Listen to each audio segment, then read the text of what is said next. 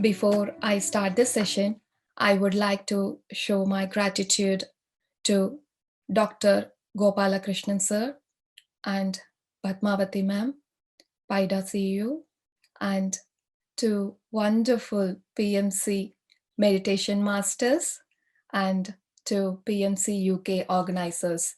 Thank you for uh, conducting this type of wonderful sessions and showing us the path towards the enlightenment. Thank you. Okay, we will start the session now. Before I kickstart the session, I would like to read a wonderful quote from Swami Vivekananda. Books are infinite in number, and time is short. Therefore, the secret of knowledge is to take what is essential. Take that and try to live up to it. So friends, this is a wonderful quote from Swami Vivekananda, and hope you all remember this quote whenever you come across a situation. Up to that. Thank you. And friends, this is a wonderful book from Dr. Deepak Chopra, The 7 Spiritual Laws of Success. And this is a very like a pocket book, which I always carry with me because this book got such wonderful knowledge. And where I am today, I'm going to share it with you. And where Deepak Chopra says like,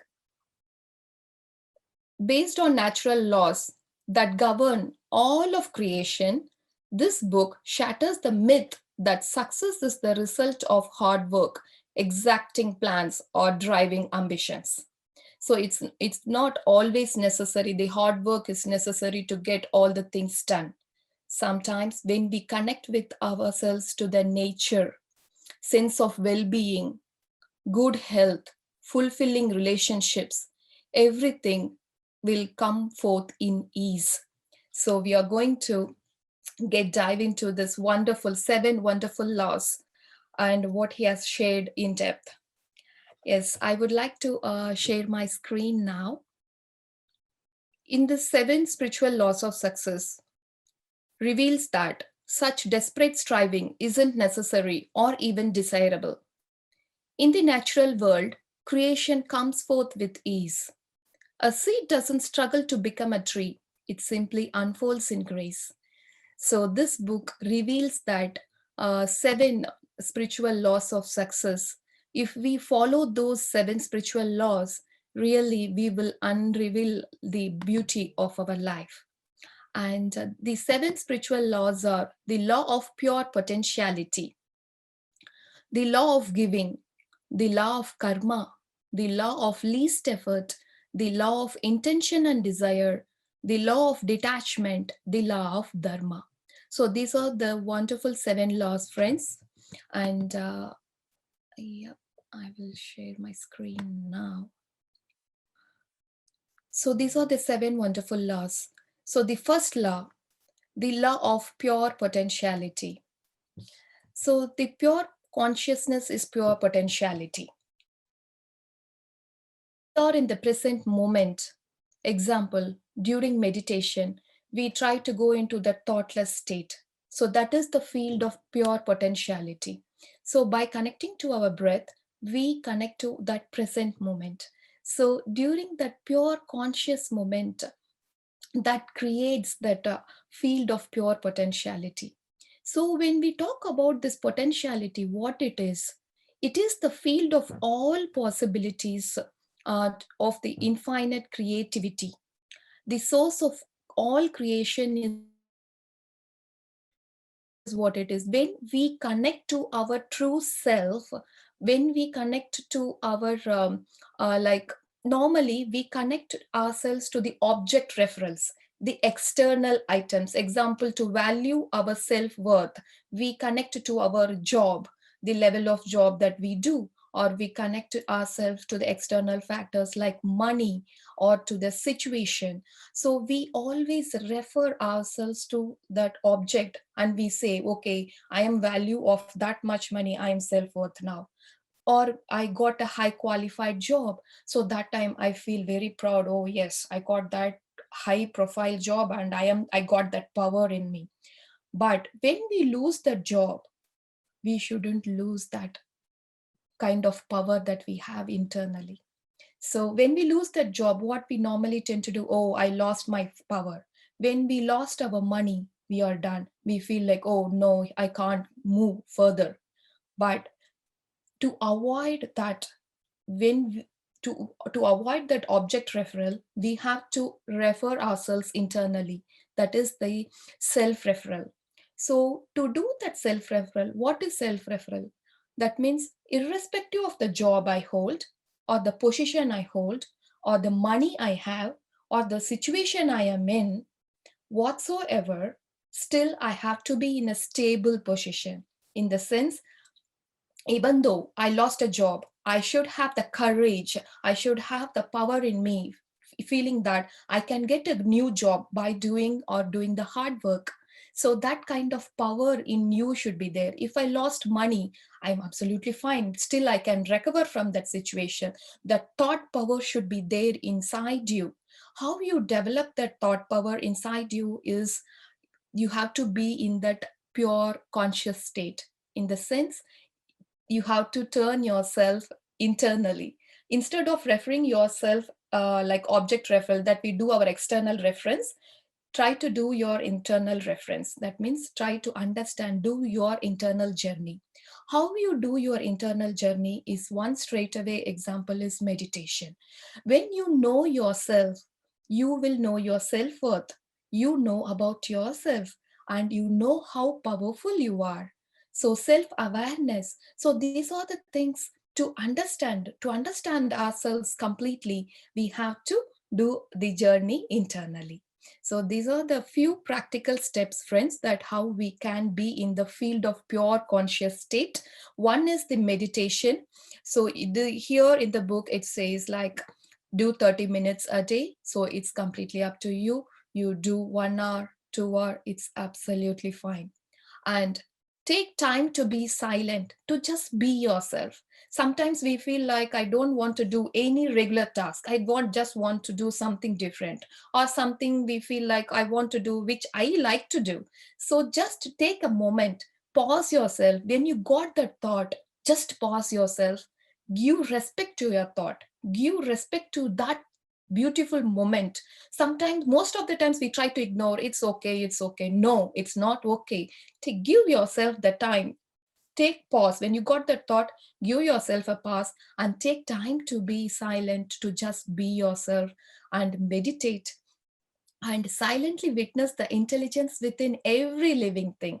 How we can practice this is just by doing a mindful walking in a park or a garden, or just mindfully observing your homegrown plants, the beauty of a flower, the fragrance and the scent of a flower, or the herbs. So anything, or a child's smile, or spend some time with your kids. You know, kids mostly they will live in that present moment. They always be in that pure conscious state, especially from the birth of the baby till the 7 years. They mostly live in that conscious state. That's why normally people tend to say, like, if you want to experience that conscious moment, try to spend some time with the child, so that you will experience that beautiful smile, the happy time with the child. So yes, and practicing non-judgment. Again, this is one beautiful thing which we normally practice during our meditation. What is non-judgment? Whenever we feel any thought or a person or a situation comes, when it is not right to us, we try to bring our awareness back to our present moment. The same practice we are doing in our meditation. During meditation, whenever we are carried away by our thoughts, we bring our awareness back to our breath. So this is practicing non-judgment. So friends, meditation is like a treasure. So see, here it's a straightaway example. So this is how we have practiced non-judgment during our meditation. And friends, always remember, when any thought that comes across your mind by seeing a person or by seeing a situation or any environment, if you feel it's not right for you, or if you feel it's unnecessary, Just bring your awareness back to your present moment and move forward with a positive thought.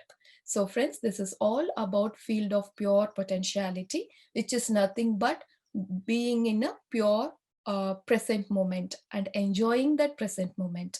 And these are the ways that you can practice this. And after this session, take each and every law. Like example, today is Saturday. Let's start, try to experience this first law by going for a mindful walking or silently witnessing the intelligence by going for a mindful walking and practicing a non-judgment or meditating. So take each law one day and try to practice it. You will experience the beauty of it. The second law, this is the nothing but the law of giving. Law of giving, and it's also a law of receiving as well. So example, today, whomever you encounter, give a compliment, a positive compliment, or a flower, or anything. And when you give a compliment or any material gift, give it heartfully. Give it in a positive note to them. Wish them a success, wish them a happiness in their life, and then give it.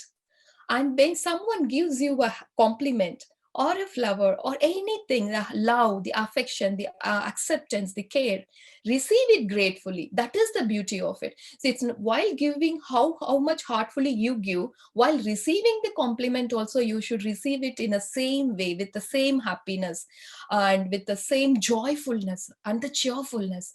So with that thought, if you receive a gift, it will triple the benefit of it. So that's the beauty of the law of giving and the receiving. So how we can put this in practice? So here there are like a few more scenario, like it is the intention behind your giving and receiving is more important. The intention should always be to create happiness for the giver and the receiver. So by receiving, like, the happiness is life supporting. One second, friends, I just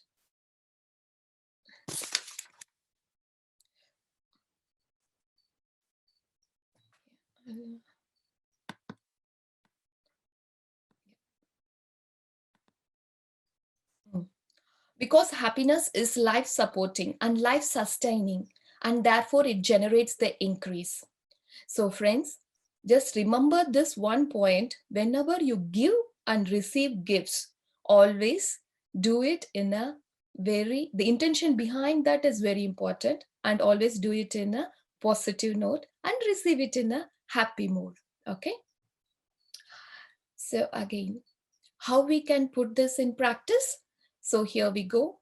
Today, you say to yourself, wherever I go and whomever I encounter, I bring them a gift. The gift may be a compliment, flower, or a prayer.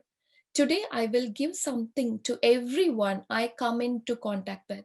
And so I will begin the process of circulating joy, wealth, affluence in my life and in the life of others.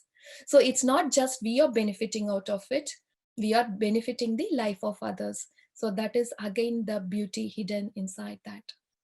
And what the second point is, today I will gratefully receive all the gifts that life has to offer me. I will receive the gifts of nature, sunlight, the sounds of the birds singing, spring showers, or the first snow of winter. I will always be open to receive from others, whether it will be in the form of a material gift, money, a compliment, or a prayer. Friends, this is again, there is a one important point behind this. So normally we have the wish list, and we will, during our meditation, we thought we have to manifest this particular thought. To It's not just a thought like, okay, I want a job, and I'm working hard towards to getting the job, but you have to keep your mind open to receive that offer. So that's what to normally it occurs. We normally won't, sometimes we restrict ourselves. Like example, when you think, okay, I want abundant of wealth, we think like, okay, I want just this much, or I want just this much value of it. Or example, the love. Oh, I want just only few people around me, just my family members love me, it's fine. It's not like that. Just keep yourself open, free, so that whatever it has to come to you, it will come. So you have to keep your thoughts open. Don't block your energy with your thoughts. Okay. And the third point is, I will make a commitment to keep wealth circulating in my life by giving and receiving the life's most precious gifts. What are those? The gift of caring, affection, appreciation, and love. Each time I meet someone, I silently wish them the happiness, joy, and laughter. So sometimes we won't be openly, we will be saying it, but we can silently wish them the happiness, joy for them. That's really good. That's it, friends. This is the second law of giving and receiving. So we will move on to the third law. The third law, the law of karma or cause and effect. This is again another beautiful law. Every action generates a force of energy that return to us in a like kind. Right from our childhood, we always hear from our parents or from our society. They will say, whatever you do, it comes back to you. If you do good, goodness will come. If you do bad, bad will come to you. So that is what it is. What we sow is what we reap. Choosing actions that bring happiness and success to others ensures the flow of happiness and success to you. So it's straight away. How you will put this into practice? Today, say to yourself, today I will witness the choices that I make in each moment. And in the mere witnessing of these choices, I will bring them to my conscious awareness. I will know that the best way to prepare for any moment in the future is to be fully conscious in the present. Friends, that's what each and every law is linked here. Okay. So even the law of karma wants us to be in that pure conscious state, because we are living in this present moment, thinking about something won't add a benefit to it. Example, I'm presenting this session to you. I am 100%, I'm giving my 100% energy, concentration towards this session, so that this session will benefit to others. If I am presenting the session here and I'm thinking of something, obviously it won't give you that sense of intense joy of attending this session, right? So you have to make a choice. This moment I have to make a choice, and I have to think and ask myself the question, what are the consequences of this choice that I am making? Yes, will this choice bring fulfillment and happiness to me and to all those who are affected by this choice? Yes, obviously, by presenting this session I am 100% happy, and while receiving this session it will be beneficial to you. So that's what it is. So each and every action that we do, it's a choice, first thing. And that choice, you can, while doing that choice, you can be bit more awareness. How you can do that? First, be in that conscious moment, present moment. And second, ask yourself these two questions whenever you are confused with the choice. The first question is, what are the consequences of this choice that I am making? First. Second, will this choice bring fulfillment and happiness to me and for the others who are affected by this choice? So ask these two questions. And the third, the secret is, you can ask your heart for your guidance. Sometimes if we think from here, sometimes we won't get the answer. That's why we have, normally people say, like, you just bring your awareness to your heart and rest yourself there and ask yourself the question that you want to. So you can ask your heart for your guidance and be guided by its message of comfort and discomfort. If this choice feels comfortable, just go ahead. If the choice feels uncomfortable from your heart and you feel that not that good, then pause yourself and see the consequence of that action with your inner vision. So that's where the visualization technique comes in place. And this guidance will enable you to make a spontaneous, correct choices for yourself and for all those around you. And that's what the heart coherence techniques that we practice in our during our meditation, right? So some of the sessions, you hope you all would have come across that. You can practice this in any case, in any situation you feel like you want to make a choice but still you want to do it by yourself. Just sit in a place, silent place, and bring your awareness back to your heart space, and breathe in and breathe out. Gently breathe in and breathe out, and completely bring your awareness to your heart and ask the questions there. If you feel comfort, go ahead. If you don't feel comfort, then find out the consequences with your inner vision using your visualization technique. Where we are learning this visualization technique during our meditation, that is what is the body scanning or the body relaxation. We bring our awareness to our each part of our body and we normally relax, right? So this is where the technique, the visualization technique you learn. So friends, use all these techniques to get the betterment of your choice. So here you go. So this is the way that you can apply law of karma. Next, the law of least effort. What is it? Accepting people, situation, and events as they occur. Take responsibility for your situation and for all events seen as problems. Give up the need to defend your point of view. I hope we all can relate in one or the other way to these points. Sometimes we won't be in a situation to accept the people or the situations, oh, I didn't expect this situation to go in this way, why did it happen, how it can happen. Instead of like defending ourselves in that thought, why not step back, try to, sometimes we can't accept the situation, some situations we can accept, sometimes we can't accept.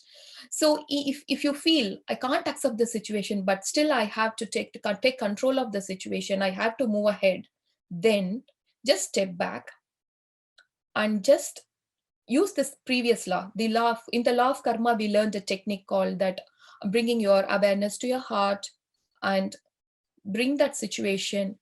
Think that, okay, if you want to move ahead, what all you have to do a inner visualization, and that will help you to accept this.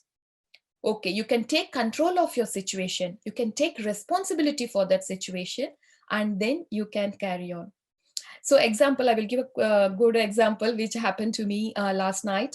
Actually, my husband, he works in London. So normally during my any of my presentations here, he normally supports in taking care of my kids, but yesterday due to work situation he was not able to be here. And today I was like all alone being managing the kids, and I was like yesterday night I was like completely because my kid is 2 years old, the younger one, and the elder one is 9. So I was like literally how I am going to manage this situation. I'm new to this situation, and normally my husband helps, how I am going to, I was like bit panicked in my thoughts. Then I thought like, okay, I have to accept this. That time I'm preparing the slide for the session, and that time I was like same here, the same phase I'm here, like I was writing this slide for the law of least effort. And when I thought, I said to myself, you have to accept the people, you have to accept the situation and the events as they occur. I shouldn't start defending against, oh, how I am going to do, how am I going to take this thing. But that time, when I read this, I felt, okay, I will take responsibility for this situation. I will take control of the situation. I can deliver this session wonderfully, irrespective of the situation it is. Then I just sat in meditation today morning. I wake up early and I did sit in meditation. I was saying to myself, the session will go wonderfully. I don't know how the support will come, but the session will happen wonderfully. I'm going to deliver it to the best. Luckily, my eldest son, he woke up and he is taking care of my younger one. I prepared the breakfast. The session, the thing went on like in a flow. I didn't plan much, but everything fall into place. And I was like surprised. And I felt people around here are very supportive. Why I am struggling against it, right? So yes, friends, this is the one straight away example like that. So many of you would be able to relate yourself to the situation. Yes, we will move on to the how you're going to put into the place. Say to yourself, I will practice acceptance. Today, I will accept people, situations, circumstances, and events as they occur. Sometimes it's easy to read, but when we want to put into practice, it's bit quite challenging. But when you took the challenge and when you practice it, friends, I bet you will see the secret behind it. And I will know that this moment is as it should be, because the whole universe is as it should be. I will not struggle against the whole universe by struggling against this moment. My acceptance is total and complete. I accept things as they are at this moment, not as I wish they were. So, yes, friends, literally, I experienced it. And today I'm here presenting you wonderfully. So that confidence I gained, irrespective of the situation, I gained the confidence internally. So I know, oh, I can wear all, I can practice it. So yes, having accepting, it's not just accepting the situation, you have to take responsibility for the situation. And don't blame yourself. By taking responsibility means you shouldn't blame anyone or anything for my situation, and that includes yourself. You shouldn't blame yourself or to anyone other around you. Just, I also know that every problem is an opportunity. This is an environment. I got it. Now I can, whether my husband is around or not, still I can manage the things. So it is an opportunity for me to understand my kind of like op- growth, how I can handle. Yes, I can do that kind of confidence. So it is an opportunity for you to self growth. And today, my awareness will remain established in a defenseless state. Friends, this is again very, very important. Don't defend yourself by being in the past. Example, why did this didn't happen like that? Okay, so that's it, friends. Next, we will go into our fifth law, the law of intention and desire. Inherent in every intention and desire is the mechanics for its fulfillment. Just to keep it simple, friends, just make a list of desires. Example, out of 10 desires, if 5 got completed and 5 didn't happen, trust that when things don't go in your way, there is a reason. The best reason it can be, we might think I am eligible for an accountant job, but but based on my skills, I might be eligible for a managerial activity, a project manager. So if I didn't get a job in accountancy, I shouldn't feel bad. Might be nature is working on to get a best for me. So that is what you always have to remember. 5 done, rest 5 didn't done, it's absolutely fine. The rest 5 will happen in the best way it can be. So that is what you have to remember. How you are going to put into practice? Make a list of all desires and carry this list wherever you go. And just before sitting into meditation or before going into a silence, just look at it. And even before going to sleep at night, just look at it and go to sleep or go into meditation. And when you woke up in the morning, again look at that desires list. The second, what will happen is, if I look at the desires list, I will release this list of my desires and surrender it to the womb of creation, trusting that when things don't seem to go my way, there is a reason, and that the cosmic plan has designs for me much grander than even those I have conceived. So, and always remind myself to practice present moment awareness in all my actions. Whatever you do, you just try to be in that present moment. Try to give yourself the best moment. I will refuse to allow obstacles to consume and dissipate the quality of my attention in the present moment. I will accept the present as it is and manifest the future through my deepest, most cherished intentions and desires. So the present moment sometimes might not be the way it has to be, but still we can manifest the future through your deepest, most cherished intentions and desires. So friends, these are the ways that you can bring the law of intention and desire into practice. And always remember to have that list that you want to bring your desires or the affirmations to manifest your desires. And these are the other ways before, while once you woke up in the morning, or when you go to sleep at night, or when you sit for meditation, just have a look at that list, and just gently close your eyes and bring your breath, bring your awareness to your breath and sit in meditation. The nature will automatically, it will start manifesting. But once after planning the desires, or when, if you example, if you want a job, still you have to do all your contributions towards your planning, like gaining more knowledge towards that, related to that job, and do all your hard work that you want to do. But along with that, this is the additional support that you get by following these practices. Okay, so just wishing is not enough, still you have to do your hard work along with that, then it will beautifully manifest for you. Sixth law, the law of detachment. Allow yourself and others the freedom to be who they are. Yes, do not force solutions. Allow solutions to spontaneously emerge. This is another beautiful one, which we normally face in everyday life, especially with our kids, sometimes with a partner, or sometimes with the situations. Yes, we normally try to say we will have that set rule. Okay, this has to be like this. If someone cross, I can't accept it. It's nothing like that, friends. Especially with the kids, I have experienced so many times. As a parent, we try to set a rule and they don't want to follow it. It's actually the way we handle that is again a different thing.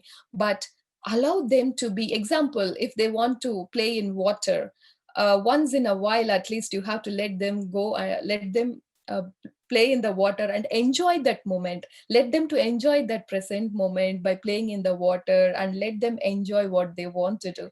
But you have to let them know the consequence as well. Let them do what they want to do, but tell them the consequence, whether it is a positive or negative, so that they will gradually come out of it. So friends, this is another one. So how you can put into practice? Today, I will commit myself to detachment. I will allow myself and those around me the freedom to be as they are. I will not rigidly impose my idea of how things should be. I will not force solutions on problems, thereby creating new problems. I will practice in everything with a detached involvement. Do it with love, do it happily, do it joyfully, but don't get detached to that. And by sticking to that, you have to do what I said want to do, like that. Okay, so don't try to force solutions on them. And the second is, today I will factor in uncertainty as an essential ingredient of my experience. Friends, regarding this uncertainty, sometimes we don't know, for all the problems, we don't know, sometimes we might stuck with the solutions, what it could be. If you are struggling with that thought, if you're not able to make any choice or decisions, or you don't know what to do, that time you just leave that uncertainty to be like that. Automatically the solution will come out of that confusion, disorder, or the chaos. It will automatically, the solution will emerge out of it. So when I step into the field of all possibilities, I will experience all the fun, adventure, magic, and mystery of life. So friends, this is all about the law of detachment. Actually, this uncertainty, I have seen experiencing this uncertainty, especially my grandmother and or grandparents, especially. They will say, "Don't worry about solution. Don't think too much of anything. Things will come automatically when it is in a flow." I have heard people saying from their age, but yeah, I think we have to put into practice. But it is good that we are aware of that. And the seventh law, the final one, the law of dharma, purpose in life. Seek your higher self. Discover your unique talents. Ask yourself how you are best suited to serve humanity. Using your unique talents and serving others bring unlimited bliss and abundance. And friends, that's what we all are doing here in this wonderful group. Whoever are interested, we know our unique talent, each and every individual. And we all here, we do our guided meditation and we do enjoy everyone's meditation, right? So each and every one, we all got unique talents and we are sharing that. And we are, with that knowledge, we are serving our community. So yes, already we are in the purpose of life. We know and we are in that path. And how you can put it in practice? You can say to yourself, today I will lovingly nurture the god or goddess in embryo that lies deep within my soul. I will pay attention to the spirit within me that animates both my body and my mind. I will awaken myself to this deep stillness within my heart. I will make a list of my unique talents. Then I will list all the things that I love to do while expressing my unique talents. When I express my unique talents and use them in the service of humanity, I lose track of time and create abundance in my life as well as in the lives of others. This is the beautiful sentence, friends, really, because while preparing the presentation or this moment I'm presenting this session, I just lose track of time. That's the thing, because I love that much. And obviously the energy that I give here, obviously that is the energy that you will be receiving in the other end. So it creates abundance in my life and in your life as well. So, and the third point is, I will ask myself daily, how can I serve? First thing, and how can I help? The answer to these questions will allow me to help and serve my fellow human beings with love. And friends, that's all. We came to an end. These are the wonderful, beautiful laws. And take each law one at a time. Take one law each day. Write it in a diary. Start doing a journal. Put Saturday. Today I'm going to experience this law of pure potentiality by following these steps. Just put into practice. Write a journal and do share it. You will see that amazing transformation yourself first thing, and then you can share it with others as well. Thank you, friends, for giving me this wonderful, wonderful opportunity. Please do share now, like whether you are able to relate yourself with this any of these seven laws, or are you already practicing it? Please do share your experience. Thank you. Hello, Master. Hi, hi, Master. It's very, very beautiful session. I read this book a few years back, but still sometimes I struggle in practicing one of the law of giving, the law of receiving, whatever we say, because sometimes I get some, I can say some expensive gifts, I can say, which we don't feel like taking. Why suddenly the Mm. thought comes in, why they are giving so much expensive gift to me? But again, I go back and I read it that when you receive something, pass it on. If you don't want that, take it, accept it gracefully, and just pass it on. Pass it on. You're not pass it on the expensiveness or the amount attached to that gift, but you're passing on that energy. You're passing Mm. on the law of receiving and taking.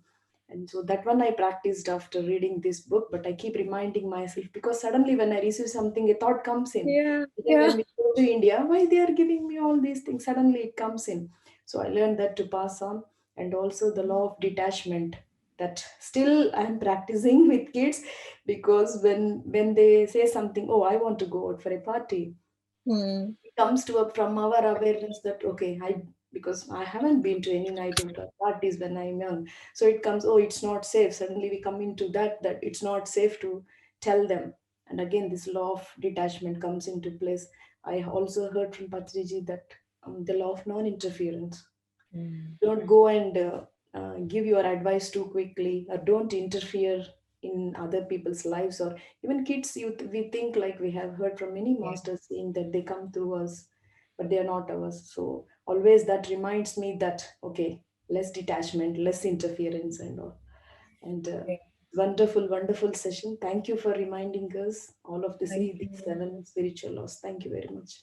Thank you. Actually, we can let them know the consequence of it, right? So you can our sometimes we feel like how I will let them go, but that time you should be able to let it go, but you just make them aware of that, whatever the scenario that we feel, and as a mother, what we feel, we have to talk to them, make them aware, and some one or the other way they will remind. Even though if they go to the party, they will remember, oh, mom said we have to be safe.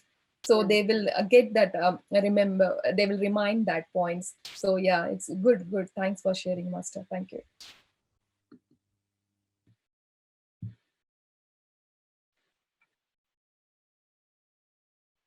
Friends, anyone would like to share your experience related to that?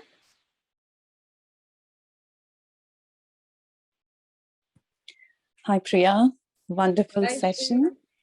Hello, lovely to listen to this again. I know you did this session a few Yeah, times before in the women's group. So, yeah, no, thank you. And for me, if I have to be very honest, for me, the law of detachment is very hard to follow, especially at this current time. Both my kids are unwell, and it is like I keep thinking, even though it is there subconsciously, I have to be detached, not mm, worry too much, but to follow it in practice. I think for me, especially at this time that you are telling this, and I'm going through that situation.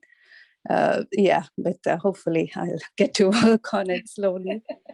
just read this points, Sri. Really, one don't just read it like twice, thrice, fourth time. I think you somewhere you will find the kind of comfortness, because yesterday the law of least effort really that helped me by reading. Like I would have read the core points like thrice, and really it gave me that comfort and confidence in me that I can face the situation happily or confidently.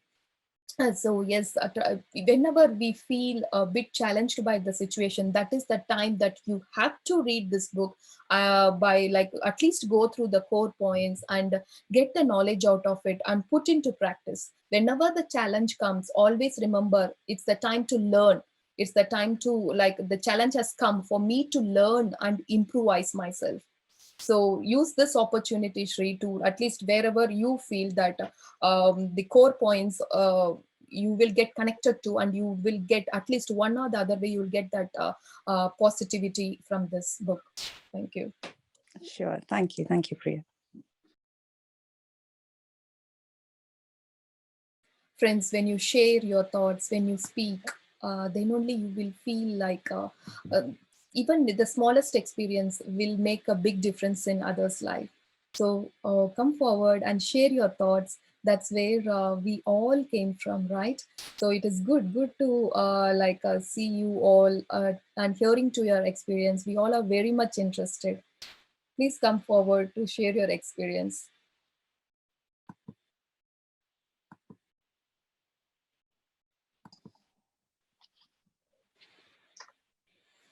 Thank you, Priya, for a wonderful session. Thank you, sir. Yeah, last night I was looking in the YouTube, and I saw a video by Pradeep sir on the same topic. Mm-hmm. Then I thought, I better watch your presentation first and watch the video later on. Yeah, it's a wonderful input, lots of information about it, and thank you so much. Just want to ask you another question. It's slightly Mm-hmm. out of the top. Visualization technique. I'm struggling with that whenever I do a meditation, etc. when someone actually say about the visualization technique. Mhm. I can't actually sort of relate that one. Do you have any sort of tips or any techniques how we can? Mm, yes, example, the body relaxation. We will take that simple one. We know our body parts, right? Yeah, Example, the skeleton one, we will know yeah, like sorry, heart, how the heart looks, how our liver looks, or how our calf muscles look. So when you can start practicing your body relaxation by bringing your awareness to your feet. Example, you know how the feet normally looks, right? right. You can just imagine that. Oh, Hmm. this is my feet. The toes looks like this. I'm bringing my awareness to my feet. Now I know how the feet looks and I'm relaxing there. I know how my calf muscles looks. I'm relaxing there. So you know the picture of it. So this way, when you know the object or when you know how it looks, then automatically the visualization will the practicing the visualization will become easy. So that's how even I practiced it. And then later normally the flower example, if I want to just relax by imagining a flower, normal out of so many flowers I might like one particular flower, then I will observe that flower deeper. I start observing how the petals look, how the color is it rich red or light red, how the inner inside that flower. So you have to observe deeply that object. Then automatically, when you sit in visualization, you will start imagining it as if it's in front of you. So in that way, you can practice. Yeah. All right. Yeah. Yeah. That's a good tips. Yeah. Thank Probably you just go a little bit deeper, especially the body part is very easy to visualize, you. I think, because you are physically attached. Yeah. Yeah. Thank you so much. Thank you. Yeah. And especially while visualization, sorry, while doing body relaxation, and while visualizing your body parts, you can feel gratitude as well, because our body works for us 24/7. And Mm. while visualizing, you can say gratitude to them, and Mm. obviously the feeling of that emotion to that particular part, the positivity will help you to heal as well. Mhm. So the healing also will happen during that time. So yes, sir. Yeah. Thank you. Well, thank you. Yeah. Thank you. Yeah, it's a wonderful presentation. Lots of effort has been put just to get the Yeah. PowerPoint presentation as well. Thank you. Well done. Thank you. Thank you, sir. Thank you. Any more thoughts, friends? Good morning. Hi. Good morning, ma'am. Just on the point, thank you so much for a wonderful presentation and just answering Sar's Mhm, question about visualization. mhm, I'm just going to bring a medical perspective to it. I'm a psychiatrist, so visualization and creativity and imagination, there's a difference in individuals because mm, it's related to the right and left side of the brain and how it is dominant in people. Some will get it so automatic and so natural, but for others it will be a struggle, and that doesn't mean anything at all. So I don't think I'll worry about it if I'm unable to vividly imagine things, because it's a difference in how our brains are stimulated. And people, and all of us can read and understand and assimilate information better. But if you have to write a story or be imaginative, I will struggle. But I could do things scientifically better. So likewise, the potentials that we have are different, but it's not right, it's not good or bad in that way. So some people can visualize very easily and some will struggle. And for me, again, visualization, I can partly visualize, I will not be there entirely at all times, and I know that's a limitation because I'm not an arty crafty person. So if that's natural for somebody, visualization will also be natural. So it's just a biological difference, so I wouldn't worry too much. But absolutely brilliant presentation, thank you. thank you, ma'am. Thanks for adding such a wonderful point. That's what, friends. Whether we are able to do it or not, still it's fine. Still we are in this journey. Still we can achieve what we want. Thanks for that wonderful point, ma'am. Thank you.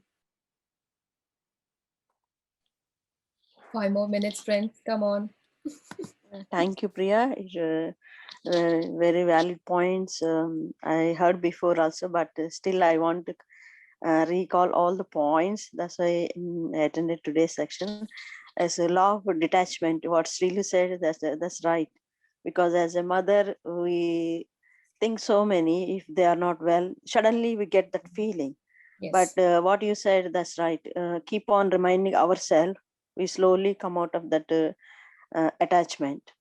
So I heard 3-4 years ago in Bhagavad Gita, but just I heard, I left it. I didn't practice. So nowadays I'm practicing uh, detachment. That is helping the children to learn as well. I can see that difference in my children. So it's a very good points. All these 7 spiritual laws. So I read it first time. I didn't get many points, but after I read second time and I heard yours, then I'm practicing. And the other point I like it is least effort. That is very important in our lives. So I practiced so many situations, has helped me a lot.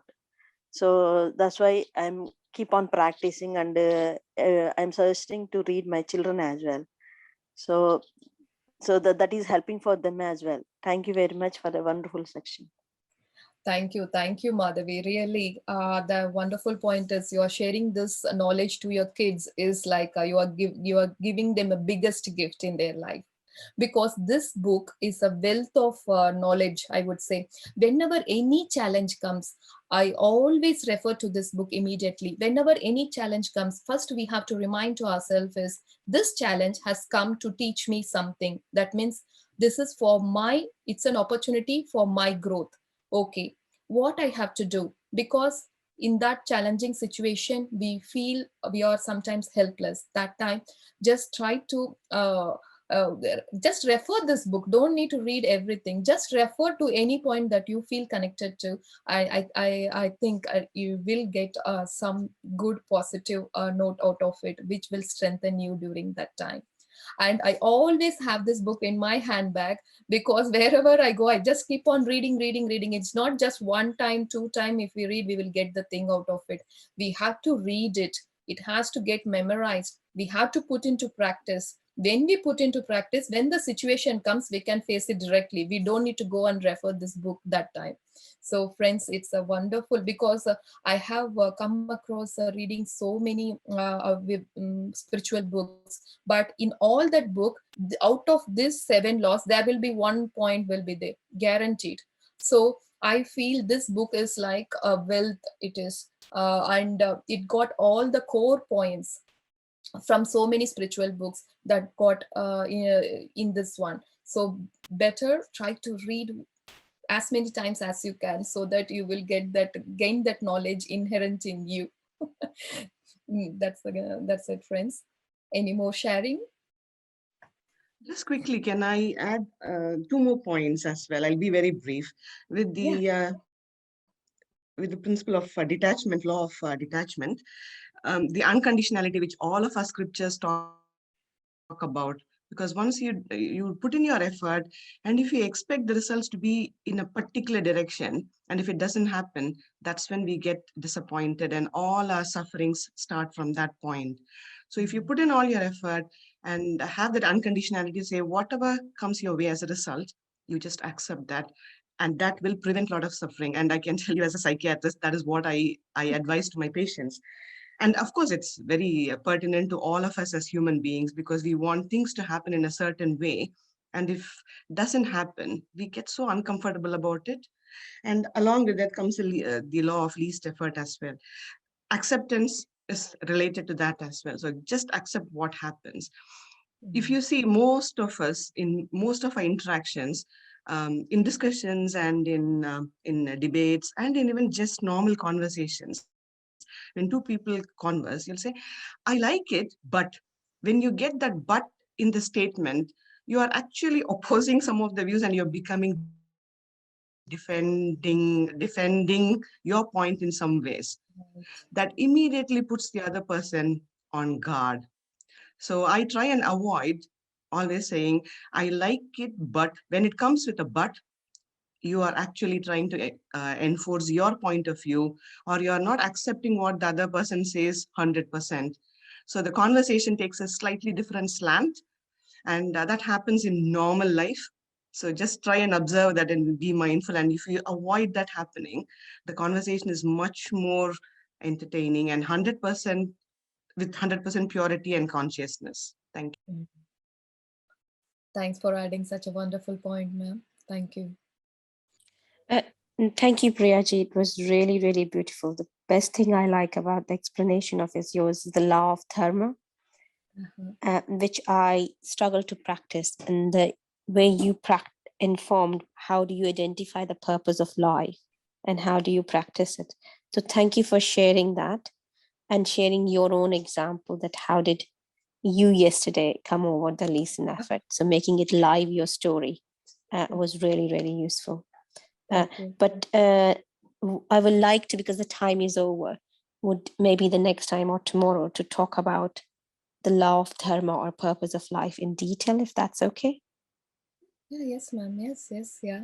Yeah, but thank you, Priyaji. That was really, really beautiful. And your energy when you're explaining comes up and your passion comes up. So thank you for your positive energy and sharing with all of us. Thank you. Thanks a lot. Really, that makes my day. Really, I'm very happy that you all enjoyed it. That's the thing. Thank you.